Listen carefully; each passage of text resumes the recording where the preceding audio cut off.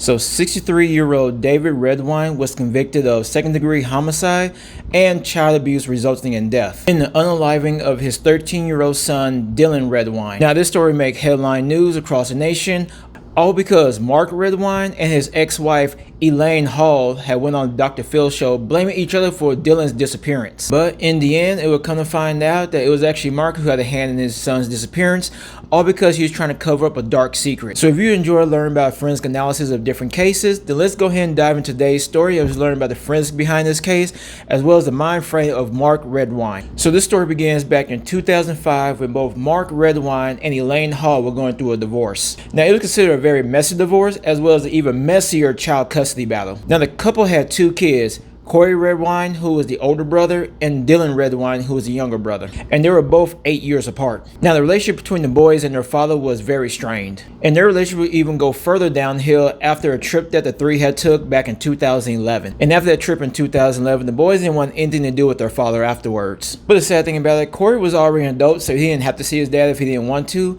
But Dylan, on the other hand, had to. And the reason why, because all of Mark's visitation was court ordered. So in November of 2012, Dylan was supposed to go to his father for Thanksgiving that year. But at the same time, Dylan was reluctant to go. So his mother tried to call her lawyer to see if there was anything to do for her son not to go see his father.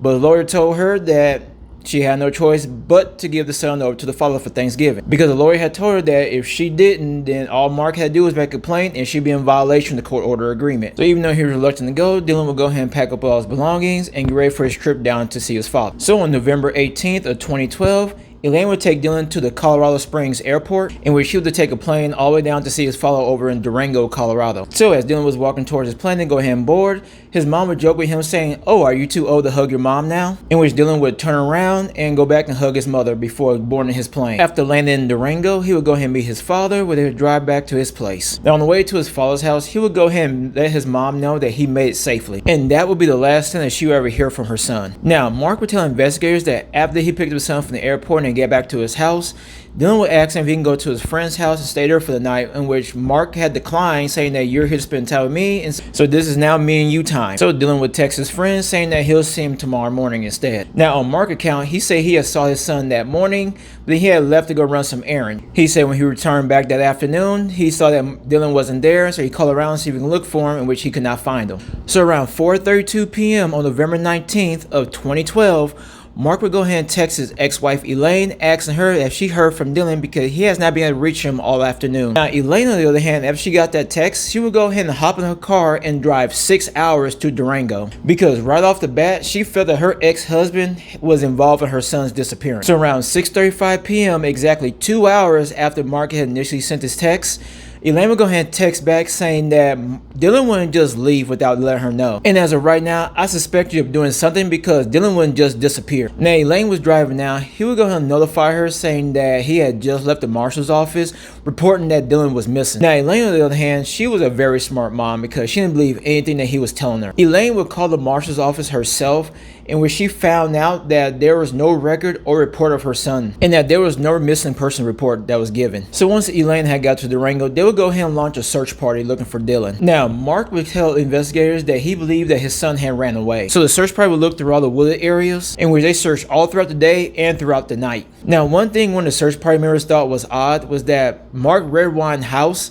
was totally dark that night. Every light in the house was turned off. And they felt that was odd because if your child is missing, you would want to keep the lights on to let them know that somebody was home. So for days, weeks, and months, they couldn't find any sign of Dylan anywhere. Now the case would make headline news nationwide when Mark Redwine and Elaine Hall were both on the Dr. Phil show. And the reason why they was on the show was because both Mark and Elaine was pointing a finger at one another for the reason why Dylan had disappeared. And then shortly after the show, they both end up suing one another. Now Elaine, she would file a wrongful death suit against Mark, but the case was thrown out because the judge would say that Dylan is still considered a missing person. But then Mark would countersue by saying that Elaine had caused him emotional damage, in which the judge had quickly threw that out as well too. Now in June of 2013, exactly 7 months after Dylan was reported missing, during a search of the Middle Mountains on the Vallecito Reservoir, a search party was stumbled across skeletal remains. And the skeletal remains were found 10 miles away from Mark Redwine's property. A couple years later, in 2015,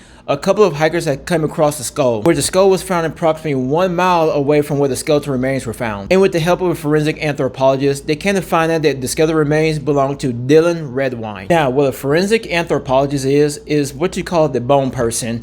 If you ever seen a TV show Bones, that's kind of glamour light of what they do. Now, what they do is they study bones and determine who they are, how they died, and how long ago did they die. Now, during the examination of the skeletal remains, they come to the conclusion that he passed away from skull fractures as well as sharp force injuries, which are injuries from something sharp. It wasn't until July of 2017 when a grand jury had indicted Mark Redwine for the murder of his son, in which he was later arrested in Washington state. The reason why he was in Washington was because he works as a truck driver, so he was actually dropping a load there in Washington. Now, this trial will last 4 years, all because it kept having mistrials as well as the COVID-19 regulations that went on. And it wasn't until 2021 when the case finally went to trial. Mark's lawyer would state that Dylan had ran away from home and that he had met his fate by either a bear or a mountain lion. And he states the reason why was because there were tooth marks on Dylan's skull and that Mark had nothing to do with his son's death. But all those claims were quickly thrown out during the trial because experts would say that animals would not carry the skull that far away from the body. Now, one of the pieces of evidence that the prosecutor would present was the fact that there were small amounts of Kool-Aid stains around the living room. Now, I can't say what the exact words are because of guidelines and I don't feel like getting flagged right now. So we're going to say Kool-Aid. And also that Mark's place looked as if he tried to clean up what he did. Now, Mark's lawyer would shoot back saying that you can find small amounts of Kool-Aid stains in anybody's house, which he is not lying because some of us have been in a situation where we may have actually cut ourselves,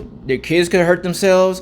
Even there are times where your pets, such as cats or dogs, may have hurt themselves and puts little Kool-Aid stains around the house. Now, another piece of evidence that the prosecutor would present was the fact that cadaver dogs had hit in both the living room and in Mark's truck. Now, once again, Mark's lawyer would say that's junk science. And the reason why he say that is because even though cadaver dogs can be successful in finding human remains, but their accuracy can vary depending on the situation. Now, here are a few examples of those situations. Now, in a training session, when the handler knows how many items are out there, the dog can have a success rate of 77 to 100%. And in field training, when the handler doesn't know how many items are out there, the dog can have a success rate of 63 to 95%. And in blind searches, when the handler doesn't know what the items are or how many they are, the dog's success rate drops down from 55 to 95%. Underwater searches, there is no rate. Now, the prosecutor even said that there was no possible way that Dylan had ran away because when they found his body, he didn't have his wallet, nor did he have a backpack with him. And if a person was to run away, they would have those things with them. Now, everything would change once Corey had took the stand because he told the courts why he believed his father did all this. Because all this happened back in 2011 when Mark,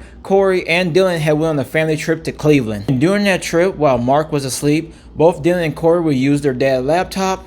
And while using that laptop, they would stumble across something that they could not unsee. Because on that laptop, they found pictures of their own father wearing women's clothing and eating chocolate out of a diaper. It was not chocolate. Now, upon seeing these pictures, they lost all respect to their father. Now, Corey would send some of those pictures to his own phone just so he can have leverage over his own dad. So Corey would tell the courts that Dylan at one point asked Corey to send him those pictures just so he can use them against his own father. But Corey had refused to do so. But Corey believed that the night that Dylan had went missing, he had confronted his father about those pictures. And in the fit of rage of his own son finding out what he was doing in his spare time, he went ahead and unalived his own son. So on that note, let's jump to the psychology of Mark Redwine on why he did this. Now, the typology that Mark had exhibited are one of two things. The first one is retaliating filicide. And what that entails is when a person has a specific intent to unalive a child with anger or revenge as a motive. And the second one is what is referred to as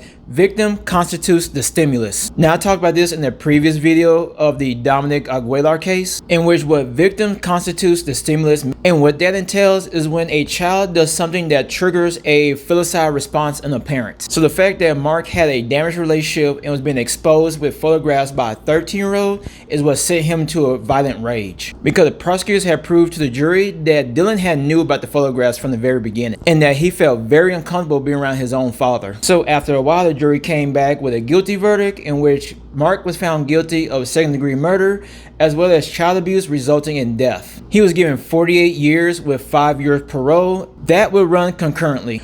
But he was also credited 1,540 days time served. So that concludes our story for today. So what do you think? Do you feel that courts should be more lenient towards teenage custody battles, If the child feels like they're uncomfortable going with the other parent, go ahead and put your comment down below. And if you like more forensic analysis of true crime cases, go ahead and stay tuned for more videos to come. And if you're new, go ahead and check out my other forensic cases as well too.